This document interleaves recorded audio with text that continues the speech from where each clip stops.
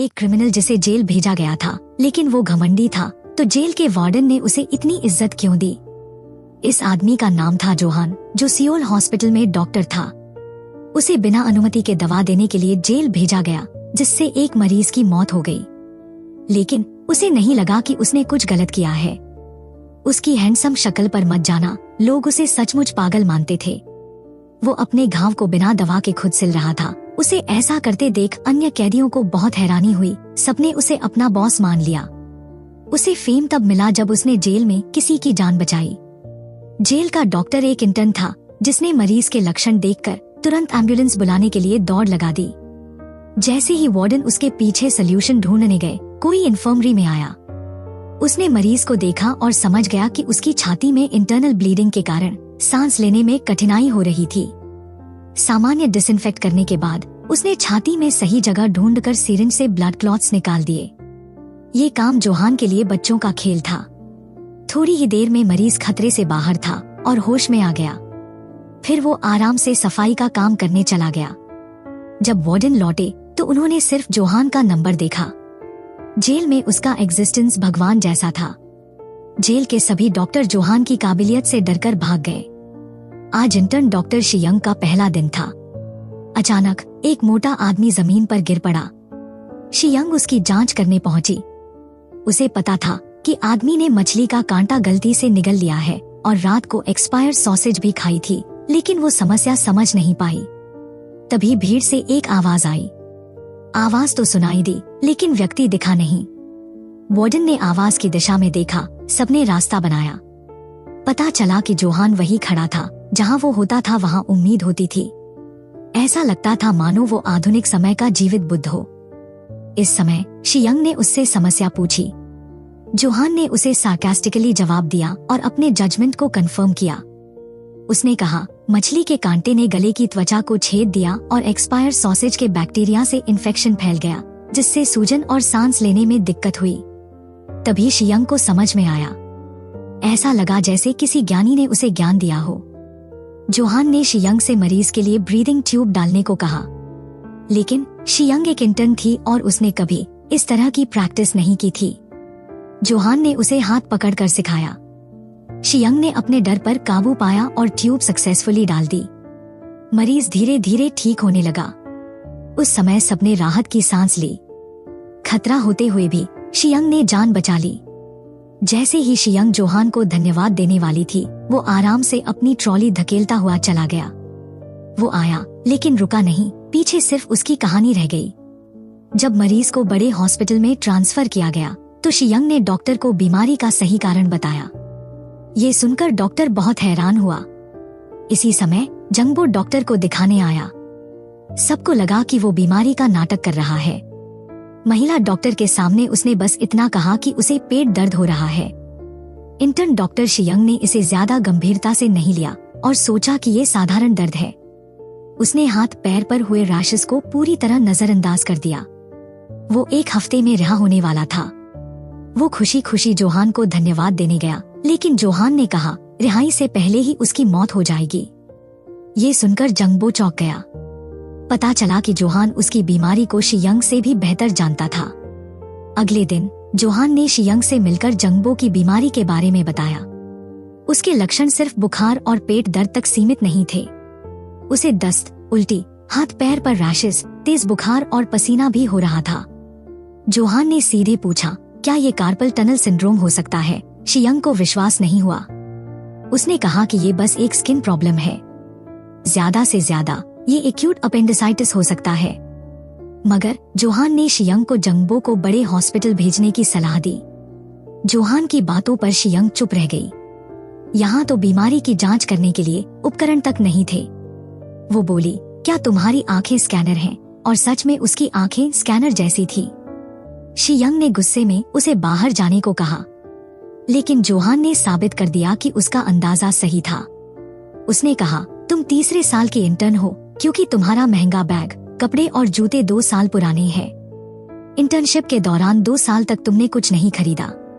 यहाँ तक कि उसने कहा, तुम आज रात विदेश जाने वाली हो, तुमने कुछ गलत किया है क्या? आखिरकार तुम किससे भाग रही हो?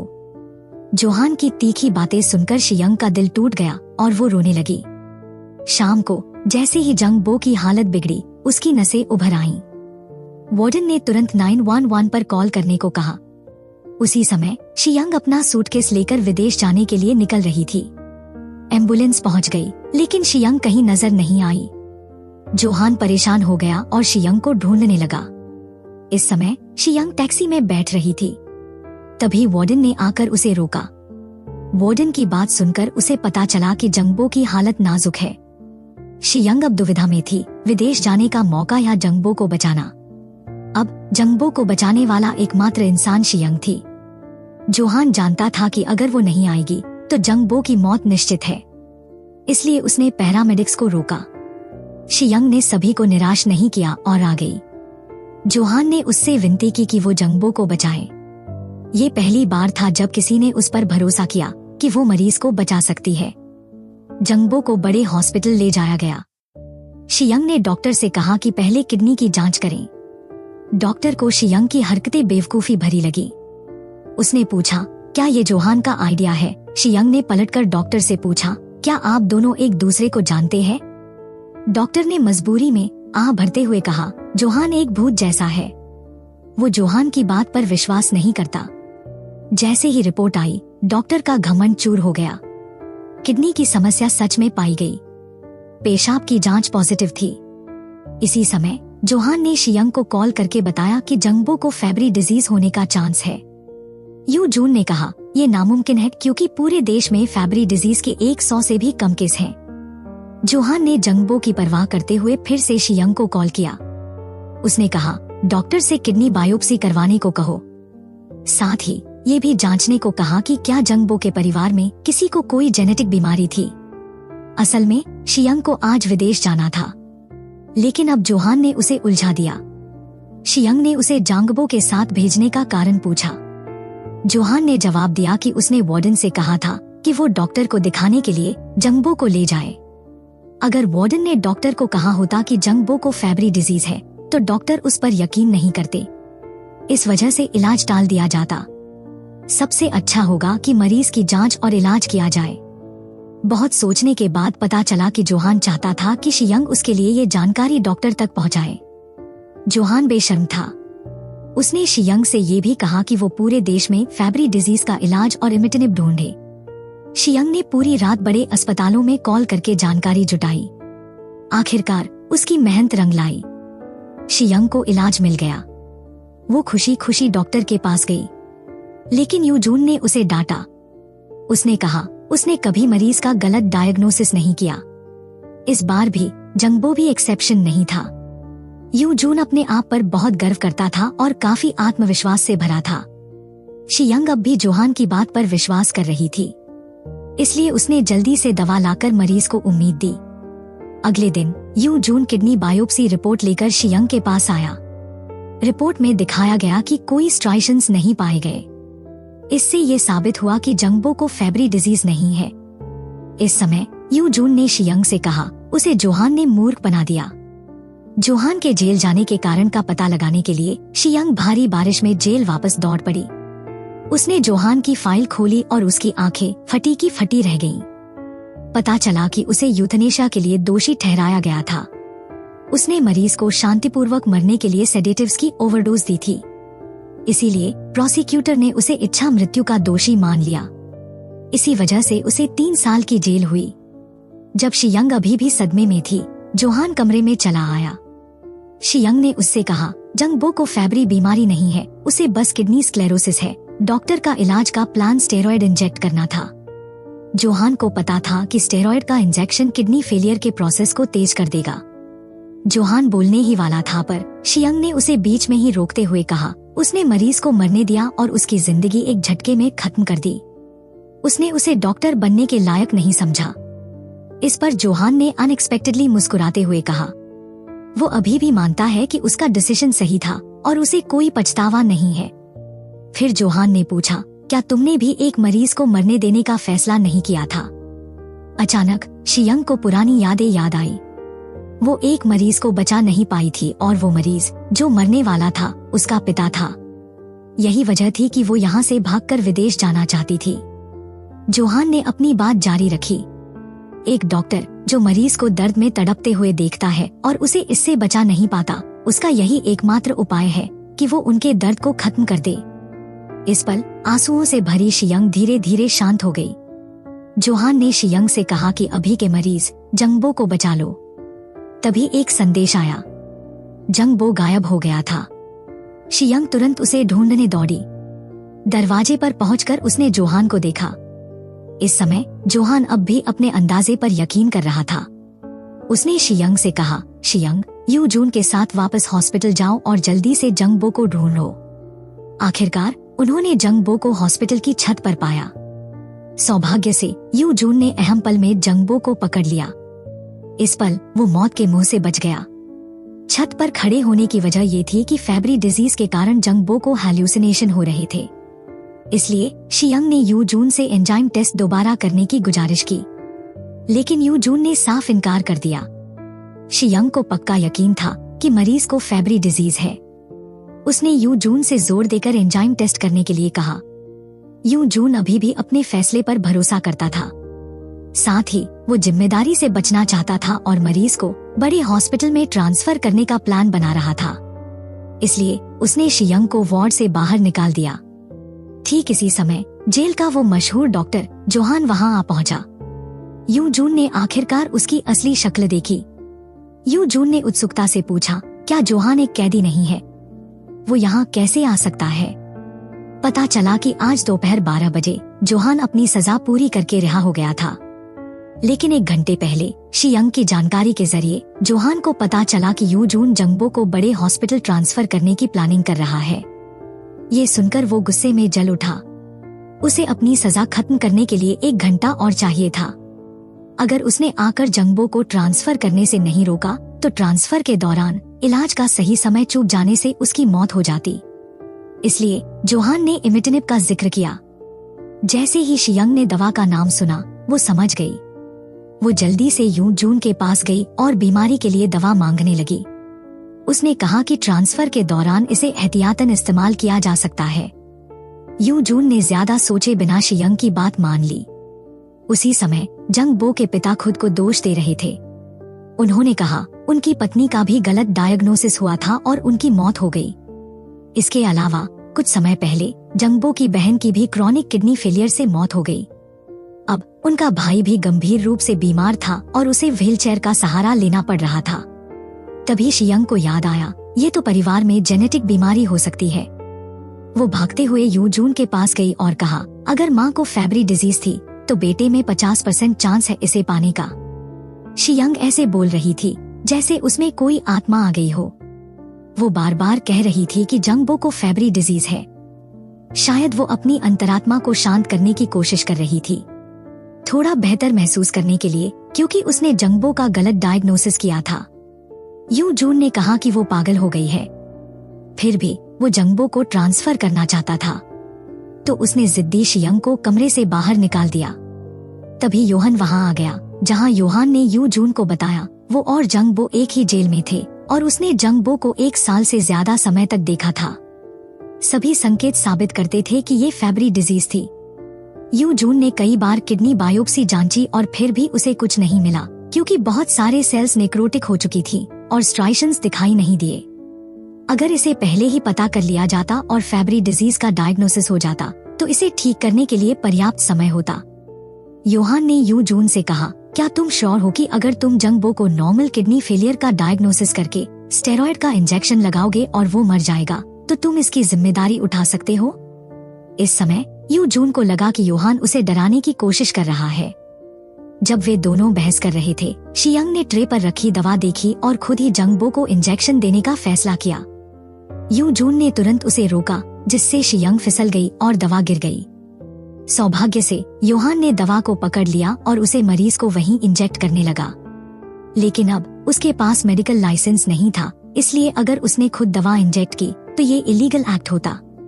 इसलिए योहान ने सिरिंज शियंग को दी और उसे इशारा किया कि वो इसे करे। शियंग ने बिना झिझके दवा इंजेक्ट कर दी।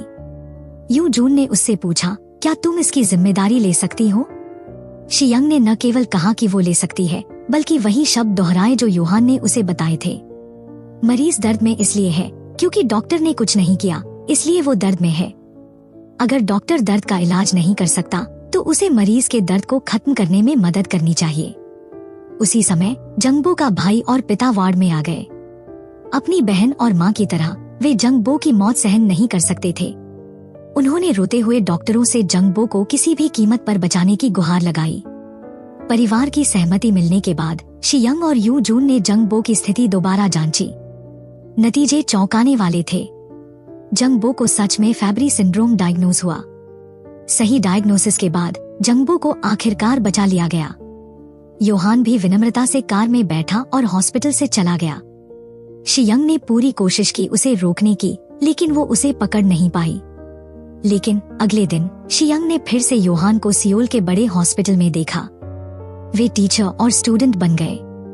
कौन ऐसा होगा जो पब्लिक ओपिनियन की परवाह किए बिना एक ऐसे डॉक्टर को प्रोफेसर बनाएगा जिसने मरीज की जान ली हो?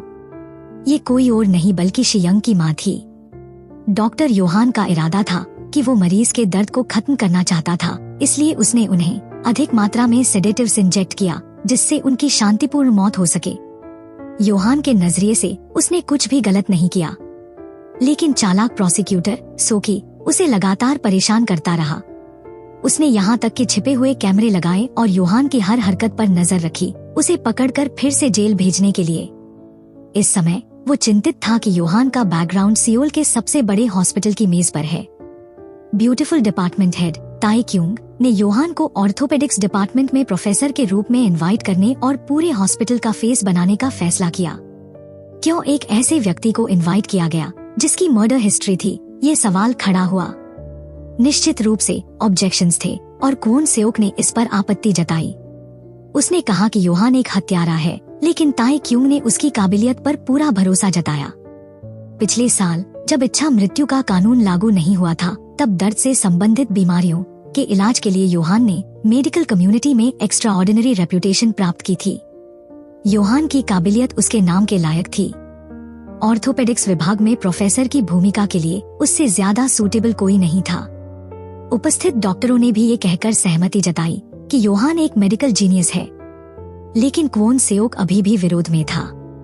पता चला योहान का क्रिमिनल रिकॉर्ड था और वो बड़े हॉस्पिटल में सिर्फ एक लड़की की वजह से दाखिल हो सका, ताई क्यूंग की टीचर। यहाँ तक कि डीन आई मून के पास भी इस पर कुछ कहने को नहीं था। साथ ही ताई क्यूंग ने घोषणा की कि वो अपनी बेटी शियंग को हॉस्पिटल में वापस आने और अपनी इंटर्नशिप जारी रखने की अनुमति देगी। अचानक पूरा ऑडिटोरियम चर्चा से भर गया। उसने कहा शियंग ने साइकोलॉजिकल ट्रीटमेंट लिया था, लेकिन उसने ताई क्यूंग की उम्मीदों को निराश नहीं किया। वो अपने पिता को बचाने में असफल होने के सदमे से उबर पाई थी। जब वो और शियंग पहाड़ पर चढ़ रहे थे, रस्सियां फिसल गईं और वे खाई में गिर गए। उसकी कमर एक चट्टान से टकराई। जब उसने आईसू को पाया तो उसकी नब्ज बहुत धीमी थी। उसने अपने पिता को पलटकर देखा और पाया कि उनके पेट से बुरी तरह खून बह रहा था। घबराहट में शियंग ने अपने फोन से 911 पर मदद के लिए कॉल करने की कोशिश की, लेकिन उसका फोन खराब हो गया और कॉल नहीं हो पाई। उसने ऐसा दिखाने का नाटक किया जैसे कॉल कर रही हो, ताकि उसके पिता को थोड़ा भरोसा मिले। समय धीरे धीरे बीत रहा था। आसमान पूरी तरह काला हो गया और भारी बर्फ गिरने लगी। शियंग ने अपने पिता को उठाया और कहा वो इस जगह से निकलना चाहती है। आईसू, जो अपनी हालत नहीं समझ पा रहा था, बोला बस इंतजार करो, रेस्क्यू टीम यहाँ जल्दी पहुँच जाएगी। तभी उसने अपने पिता को बताया कि कोई भी उन्हें बचाने नहीं आएगा। अब वे सिर्फ खुद पर ही भरोसा कर सकते थे। आईसू जानता था कि वो अब और नहीं टिक सकता, इसलिए उसने शियंग से अपनी हालत के बारे में पूछा। वो रोते हुए बोली कि उन्हें ग्रेड 10 फ्रैक्चर हुआ है। इस पर उसने कांपते हुए कहा, शियंग, अपने पिता की बात सुनो और अपने खून से सने हाथ छोड़ दो। आईसू बेहोश हो गया। अब वो हॉस्पिटल में कोमा में पड़ा हुआ था। उसकी बहन मीरे को लगता था कि ये शियंग की गलती थी, क्योंकि उसने अपने पिता को बचाने की कोशिश छोड़ दी थी। इस वजह से वो उससे नफरत करती थी। इसने शियंग की मेंटल स्टेट को और खराब कर दिया। वो खुद को दोषी महसूस कर रही थी और अपनी हालत का सामना करने की हिम्मत नहीं जुटा पा रही थी, जिसने आईसू को बिस्तर पर ला दिया। वो वास्तविकता की निंदा से बचना चाहती थी, वो यहाँ तक कि डॉक्टर की नौकरी छोड़ने का भी मन बना चुकी थी, जब तक कि उसने योहान से मुलाकात नहीं की। योहान ने कभी किसी मरीज को नहीं छोड़ा। उसे 3 साल पहले हुई घटना का कभी पछतावा नहीं था, क्योंकि उसने जो कुछ भी किया वो मरीजों को बेहतर महसूस कराने के लिए था। इसलिए योहान से सकारात्मक रूप से प्रभावित होकर शियंग ने अपनी मेडिकल करियर को जारी रखने का संकल्प लिया। जिस बात की शियंग ने उम्मीद नहीं की थी वो ये थी कि योहान उसका मेंटर बनेगा। शियंग ने तुरंत उसके प्रति अपने पहले के स्टांस को बदल लिया। हालांकि वे वास्तव में करीब नहीं थे और अलग माहौल में थे, इसलिए उन्होंने ज्यादा बात नहीं की। तभी जंग वू ने उन्हें रोका। उसने कहा कि कोरियाई बॉक्सिंग चैंपियन ह्युंग वू ऑप्थेल्मोलॉजी डिपार्टमेंट में है और योहान की ओर इशारा किया। जैसे ही उनकी मुलाकात हुई, योहान ने तुरंत उसकी पट्टी खोल दी। ऐसा लग रहा था जैसे वे पहले मिल चुके हों। पता चला कि कल की बॉक्सिंग मैच में ह्युंग वू बढ़त बना रहा था, लेकिन अचानक गिर पड़ा। डिपार्टमेंट के डॉक्टर योहान का नाम लेते ही कांपने लगे। वे उसका सम्मान करते थे, लेकिन दूरी बनाए रखते थे। इसके बावजूद ताई क्यूंग ने उसे वहां काम करने के लिए आमंत्रित किया था। उसकी असाधारण काबिलियत को देखते हुए हैरानी की बात यह थी कि अपने पहले दिन उसने अपना परिचय नहीं दिया। इसके बजाय वो सीधे बोर्ड पर लिखने लगा। उसने ह्युंग वू की आंख के बाहरी कोने को काटने और ऑप्टिक नर्व के दबाव को कम करने के लिए सर्जरी समझानी शुरू की। क्वोन सेओक, जो हमेशा योहान का विरोध करता था, हंस पड़ा। यहाँ तक कि डॉक्टर यून जंग भी उलझन में थे। उन्होंने कहा, अगर ये आंख की समस्या है तो ये स्पष्ट रूप से ऑप्थेल्मोलॉजिस्ट की जिम्मेदारी है, न कि पेन मैनेजमेंट डिपार्टमेंट के योहान की। पता चला कि कल की बॉक्सिंग मैच के दौरान ह्युंग वू रिंग में अपना दबदबा बनाए हुए था, लेकिन अचानक वो कमजोर पड़ गया और उसके प्रतिद्वंद्वी ने उसकी आंख पर जोरदार किक मारी। वो साफ नहीं देख पा रहा था। उसकी आंखों के सामने अंधेरा छाने लगा। संजोग से योहान वहीं था और उसने सब कुछ देखा। उसने ह्युंग वू से तुरंत ऑप्थेल्मोलॉजी विभाग में जाने को कहा, वरना वो अंधा हो जाएगा। लेकिन ह्युंग वू रिंग छोड़ नहीं सकता था। उसकी प्रतिष्ठा और गौरव दांव पर लगे थे। जैसे ही योहान जाने वाला था, ह्युंग वू ने उसे वापस बुलाया और वहीं रिंग में सर्जरी करने को कहा। एक ने बोलने की हिम्मत की, दूसरे ने करने की। योहान ने बिना झिझक स्टाफ से डिसइंफेक्टेंट, मेडिकल क्लैंप्स, पोविडोन और लिडोकेन लाने को कहा। उसने ह्युंग वू से कहा, मैं न तो ऑप्थेल्मोलॉजिस्ट हूँ और न ही सर्जन। मैं बस अभी जेल से बाहर आया हूँ। ह्युंग वू को कोई चिंता नहीं थी। उसे लड़ाई जीतनी थी। तो योहान ने सीधे उसकी आंख खोलकर ब्लॉकेज को हटा दिया। अगले दिन ह्युंग वू हॉस्पिटल में धूप का चश्मा पहनकर और इंजर्ड पैर के साथ आया। सच ये था कि वो अभी भी धुंधली दृष्टि से जूझ रहा था। जैसे ही वो पहुंचा, उसने योहान की ओर इशारा किया, जिसने कल उसकी सर्जरी की थी। उनकी मुलाकात में ऐसा महसूस हुआ जैसे वे सबसे अच्छे दोस्त हों। योहान ने बिना देरी के अपनी पट्टी हटा दी और ऑप्थेल्मोलॉजिस्ट की टॉर्च लेकर स्थिति जांचने लगा। मेल डॉक्टर ने योहान को क्रिटिसाइज किया क्योंकि उसने ह्युंग वू पर खुद सर्जरी करके नियमों का उल्लंघन किया। अगर कुछ गलत हो जाता तो इसकी जिम्मेदारी कौन लेता? योहान ने डॉक्टर के सवाल को नजरअंदाज कर दिया। उसने पूछा, क्या ह्युंग वू की आंख के अंदर का प्रेशर जांचा गया? उसकी पुतलियां सामान्य रूप से प्रतिक्रिया दे रही हैं और क्या उसकी दृष्टि साफ है? सभी आवश्यक जांचों के नतीजे सामान्य थे। हालांकि ह्युंग वू ने धुंधली नजर और चक्कर आने की शिकायत की, जो सबसे इम्पोर्टेंट डेटा था। योहान बहुत बारीकी से काम करता था और उसने कोई भी संकेत नजरअंदाज नहीं किया। इसीलिए अपने पहले दिन उसने अपना परिचय देने के बजाय मरीज को प्राथमिकता दी और सभी से बीमारी के कारण पर चर्चा की। हालांकि उसे क्वोन सेओक का विरोध झेलना पड़ा। तभी पूरे हॉस्पिटल में एक नोटिस आया कि ह्युंग वू की नजर पूरी तरह ठीक हो गई है। लेकिन योहान ने बताया, ह्युंग वू को हल्का डायबिटीज है। कभी कभी उसे बिना किसी कारण चक्कर आते थे और वो धुंधली दृष्टि से जूझता था, जो जल्दी ही ठीक हो जाती थी। योहान ने अन्य डॉक्टरों से पूछा, क्या ये भी सामान्य स्थिति नहीं है? उसी समय ह्युंग वू चीफ और अन्य डॉक्टरों के साथ तस्वीरें खिंचवा रहा था और डिस्चार्ज होने वाला था। योहान वहां आया और उसे डिस्चार्ज से रोका।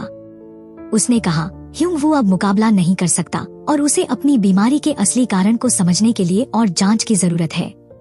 लेकिन ह्युंग वू को अपनी हेल्थ पर पूरा भरोसा था और उसे जांच की कोई आवश्यकता महसूस नहीं हुई। ह्युंग वू का मानना था, आप जितना अधिक आराम करते हैं उतनी ही अधिक समस्याएं होती हैं।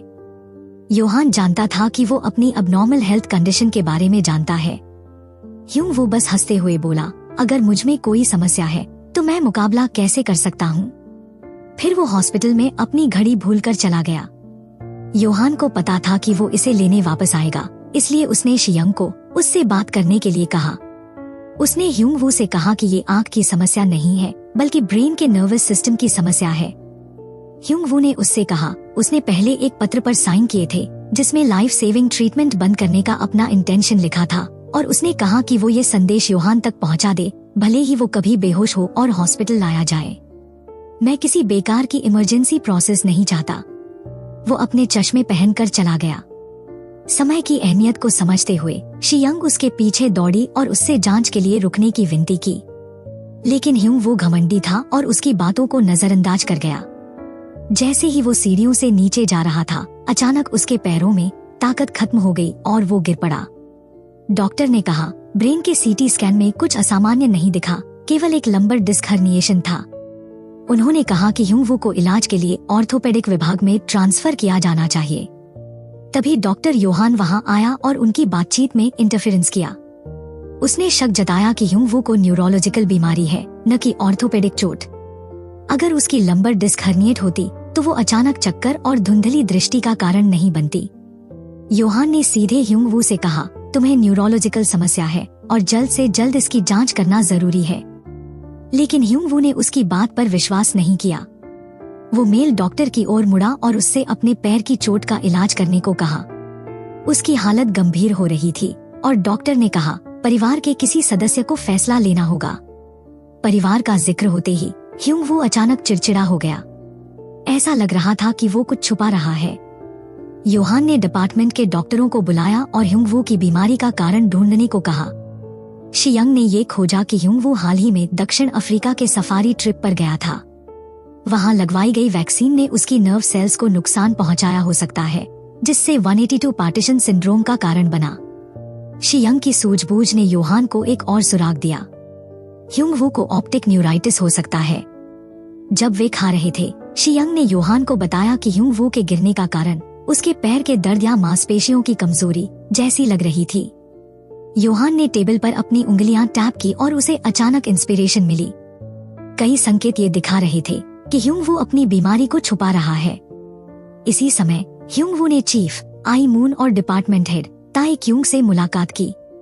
उसने उनसे शिकायत की कि योहान उसका इलाज रोक रहा है।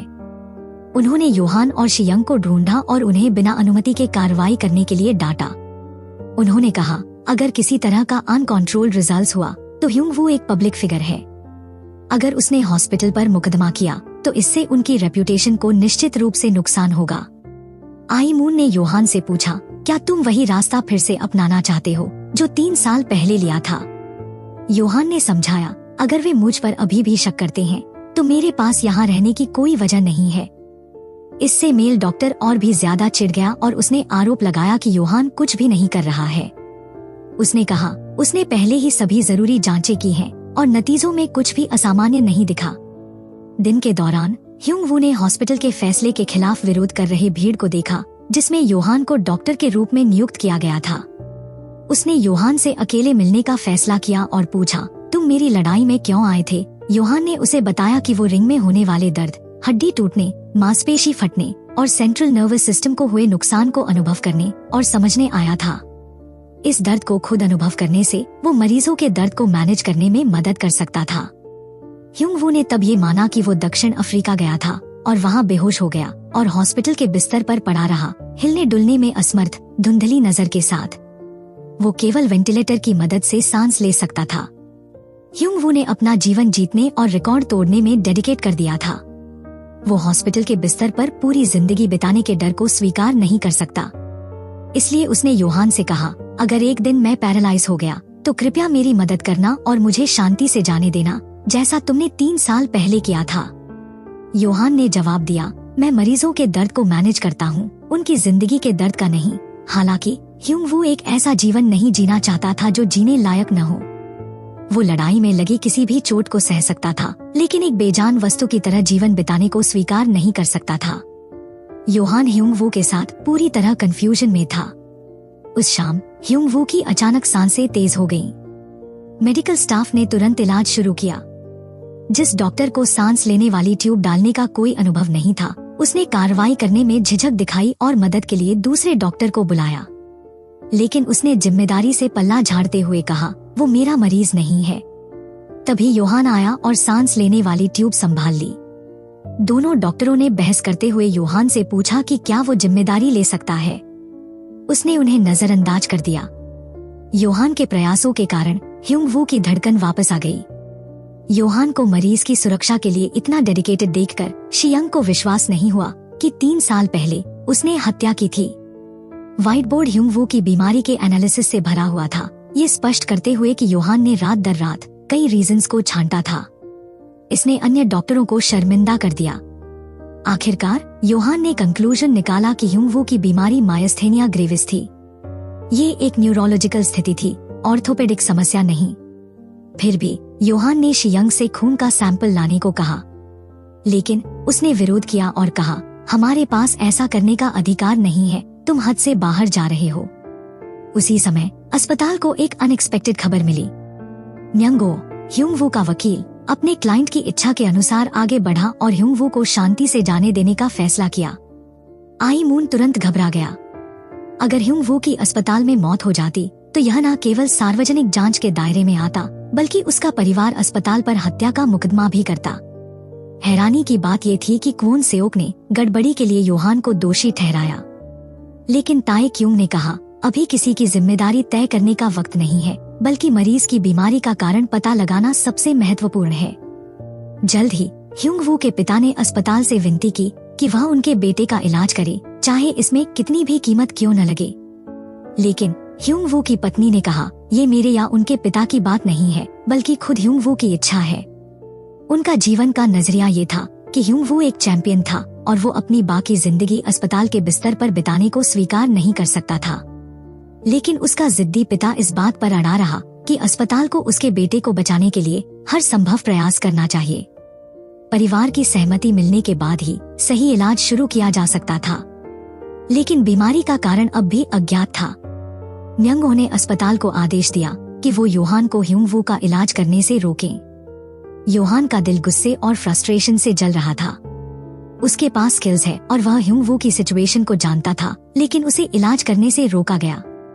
दूसरे डॉक्टर ने ह्युंग वू को गंभीर निमोनिया बताया, जिससे सांस लेने में विफलता हो रही थी। वेंटिलेटर हटाने से पहले उचित एंटीबायोटिक्स देना जरूरी था। उसके पिता ने उसे एनकरेज किया और उसकी बेटी ने ताकत के लिए उसका हाथ पकड़ा। केवल योहान का दिल भारी था। वो लगातार ह्युंग वू की जांच रिपोर्ट को रिव्यू कर रहा था। अचानक उसने प्रिस्क्रिप्शन में ब्लू लेवोथायरोक्सिन देखा। अगर डायग्नोसिस निमोनिया था तो ब्लू लेवोथायरोक्सिन का इंजेक्शन उसकी स्थिति को और खराब कर सकता था। ये पता करने के बाद योहान मेडिसिन रूम की ओर भागा और मायस्थेनिया ग्रेविस के लिए इलीन क्लोराइड का टेस्ट लिया। वो ह्युंग वू के कमरे में गया, लेकिन शियंग ने उसे रोका और कहा, अगर ये मरीज के लिए है तो समय बर्बाद मत करो। योहान तुरंत कमरे में गया, लेकिन ड्यूटी डॉक्टर ने सार्कास्टिक टोन में पूछा, तुम कौन हो? जैसे ही डॉक्टर ने योहान का नाम टैग देखा, उसका हाव भाव बदल गया और उसने कहा, तुम्हें यहाँ इंटरफेरेंस करने की जरूरत नहीं है। इसी बीच मरीज के हाथ और पैर अचानक बेकाबू हो गए और उसका ब्लड प्रेशर गिरने लगा। हर कोई बेहद तनाव में आ गया। इस समय डॉक्टर को समझ आया कि मरीज के ब्रेन का स्कैन करना जरूरी है और समय बर्बाद करने की गुंजाइश नहीं है। योहान ने इलीन क्लोराइड निकाला और टेस्ट के लिए अनुरोध किया। डॉक्टर ने फिर भी उसे रोका और कहा, अगर इलीन क्लोराइड फेल हो गया तो मरीज को हार्ट अरेस्ट हो जाएगा। क्या तुम इसकी जिम्मेदारी ले सकते हो? योहान ने ह्युंग वू की ओर मुड़कर पूछा, क्या तुम मुझे कोशिश करने की अनुमति दोगे? योहान की चिंता देखकर ह्युंग वू ने उसकी बात मान ली। योहान ने जल्दी से इलीन क्लोराइड टेस्ट सॉल्यूशन इंजेक्ट किया। सभी की सांसें थम गईं। आखिरकार ह्युंग वू की उंगलियों की नसें फिर से काम करने लगी और उसकी दिल की धड़कन और ब्लड प्रेशर सामान्य हो गए। अब पूरा परिवार राहत की सांस ले सका। इससे साबित हुआ कि योहान का शक सही था। अंत में डॉक्टर का डेडिकेशन न केवल मरीज की जान बचा सका, बल्कि पूरे परिवार को भी बचा लिया। यहाँ तक आपको स्टोरी अच्छी लगी तो वीडियो को लाइक करें। नेक्स्ट पार्ट के लिए कमेंट करें और चैनल को सब्सक्राइब करें। मिलते हैं अगली वीडियो में।